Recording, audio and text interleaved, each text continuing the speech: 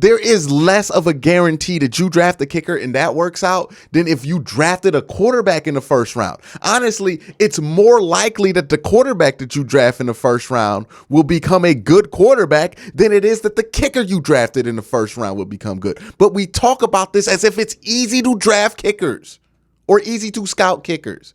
It is impossible because we don't have a process. We don't know what we're doing. Nobody knows what they're doing when it comes to kickers. It's a completely foreign position from everything that we know about football. It is its own thing. Nobody knows. It's a mental position. We need to stop acting like there is some process to this. There is not. You're not going to find a good kicker just because you drafted one.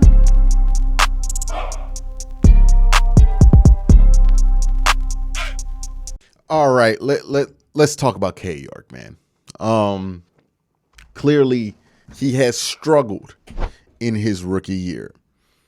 I don't think we all understand the extent to which this man has struggled in his rookie year, and I don't think we have a good grasp on kicker talk in general. This is one of my biggest issues when it comes to talking about kickers.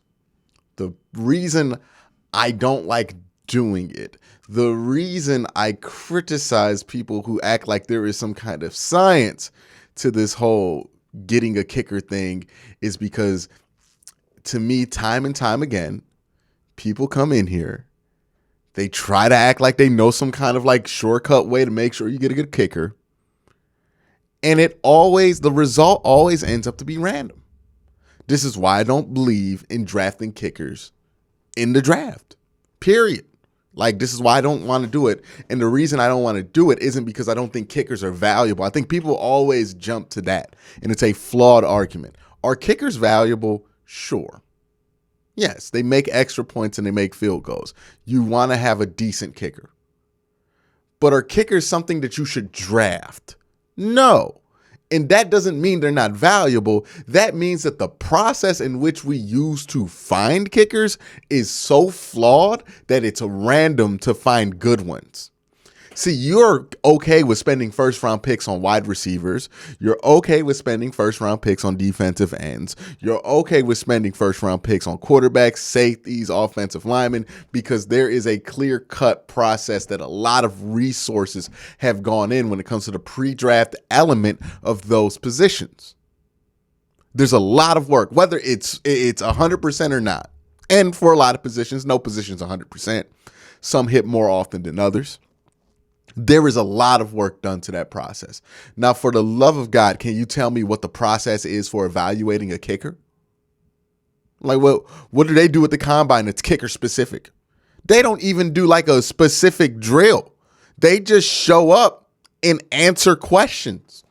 There's no kicking drill. There's no pressurizer. There's no way to simulate weather conditions. Like, how in the world are you going to really evaluate a kicker in the pre-draft process? How? The only way to evaluate a kicker is to have that kicker on your team and to have them in real games kicking real footballs. That's the only way. There's no simulator that's going to help you. And if that's the case, you can't be risking draft picks for what ultimately is going to surmount to a flyer. You look at the best kickers in the NFL. They're either undrafted guys, almost all of them. Phil Dawson, undrafted, I believe, or at least a 7th-round pick. Either way, the Browns did not draft Phil Dawson. Browns didn't even exist when Phil Dawson came out of college, I believe. But still, I think either he was an undrafted free agent or he was a late-round pick somewhere else. And maybe I think he was picked up in the expansion draft. But point still remains. You can't invest too many resources into these kickers because you can't be sure about which ones are going to be good when you don't have a ton of tape. And even the ones you have tape, it's still very random, right? Like, sometimes a kicker will be, Mike Vanderjagt's a great example of a great kicker, goes somewhere else, stinks. It happens all the time. It happens all the time. Justin Tucker was an undrafted free agent coming out of Texas, same place I believe Phil Dawson went to school. It's a random process. You just have to sign these guys in free agency, undrafted free agency for cheap, and keep rotating them out until you find one that sticks. And that's not a comforting notion for a lot of Browns fans. It's really not. Like, people don't want to hear it because they want to be able to feel good about drafting somebody in the 4th round that's a kicker and thinking that they're going to get the one that was good.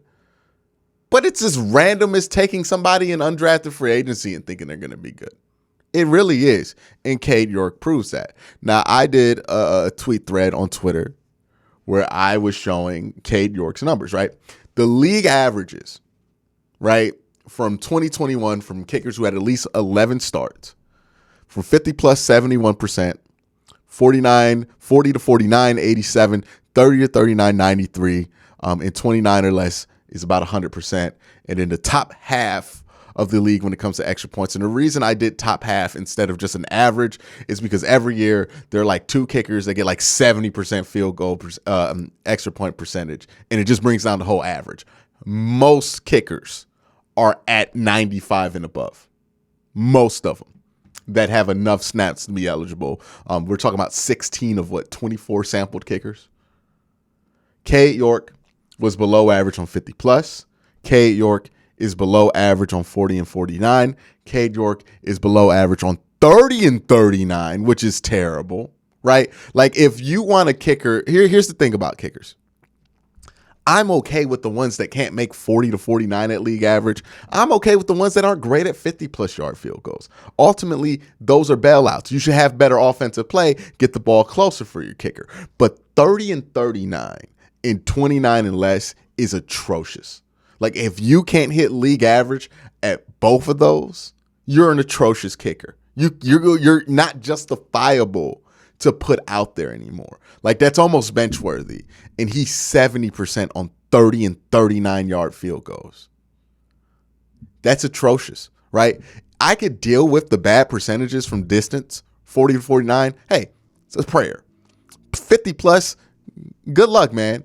I hope you get them. Right? That is what it is. Sometimes you're not going to have the best kicker in the NFL. Sometimes you're not even going to have a good kicker, but you have to have a serviceable kicker.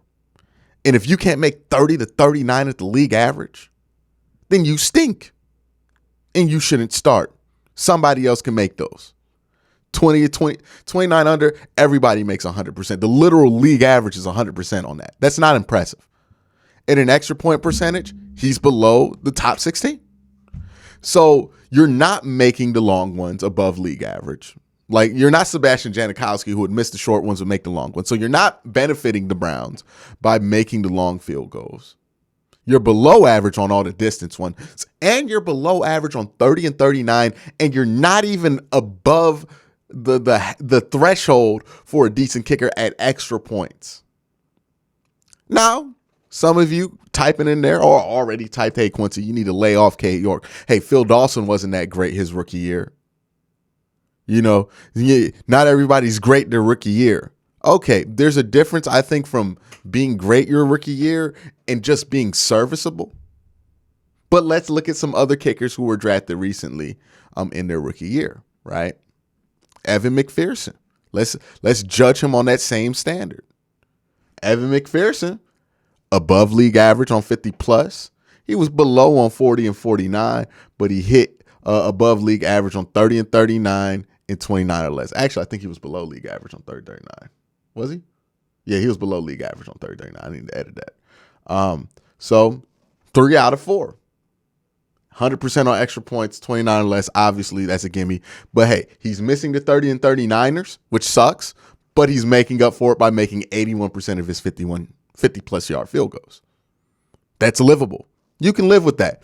Hey, let's give him another year. Riley Patterson, who had a smaller sample, he went 100 on 4 categories, didn't really kick 50-plus yards. It's fine.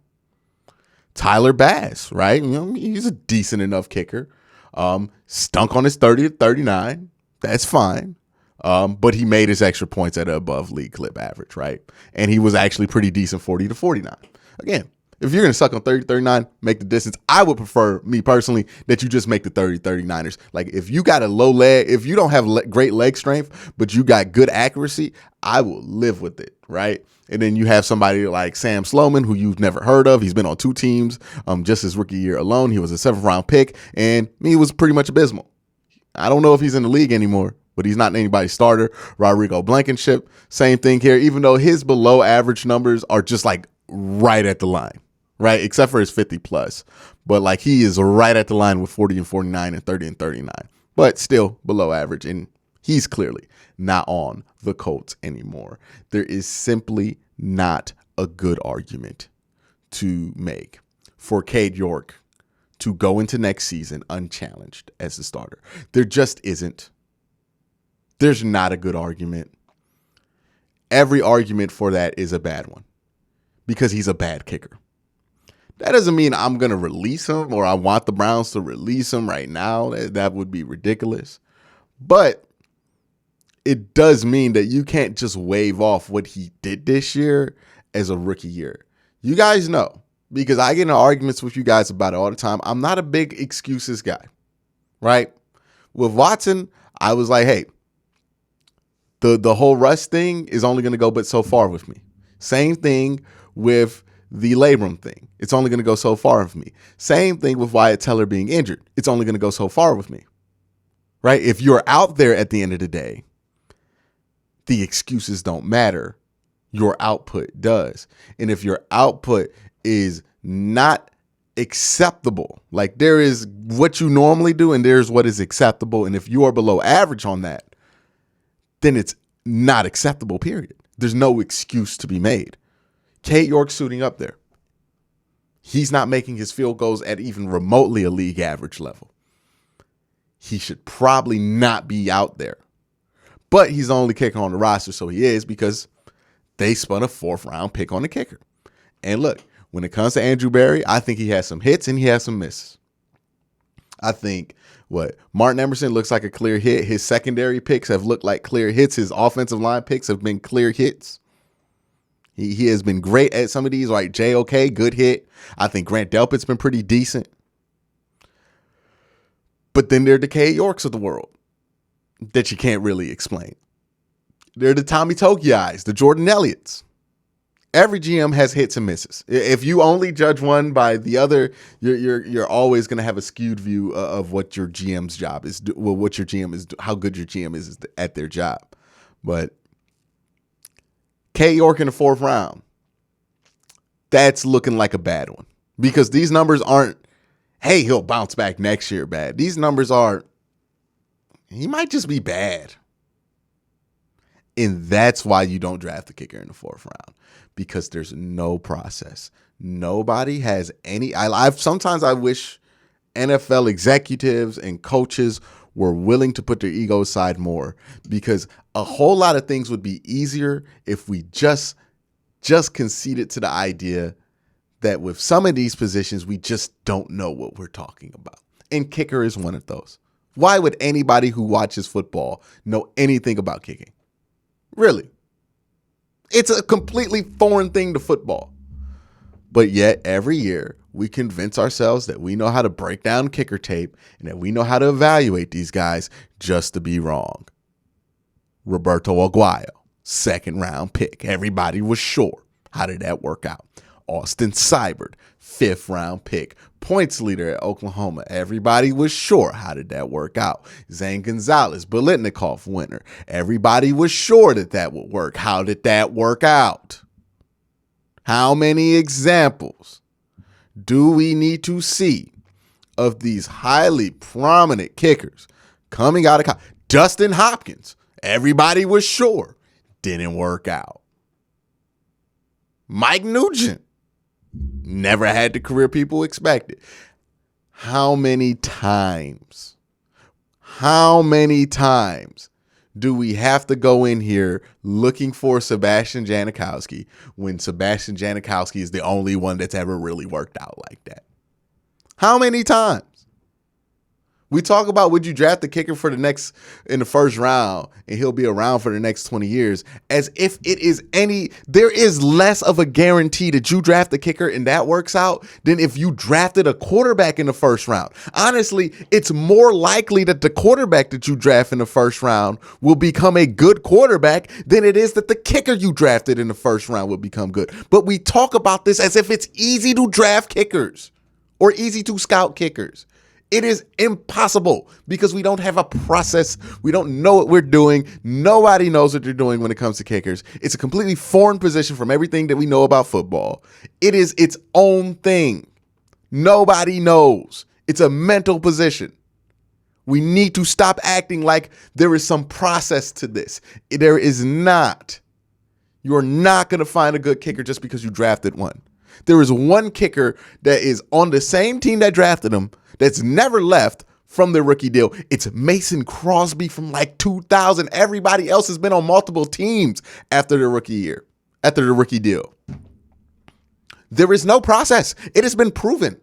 But every time I say it, somebody tells me that I'm biased towards kickers or that I don't think kickers are important, when I'm simply trying to tell everybody that we need to put our ego aside and stop acting like we know a process. Because when you do, you end up drafting Kade York in the 4th round, and he ends up being one of the worst kickers in the NFL.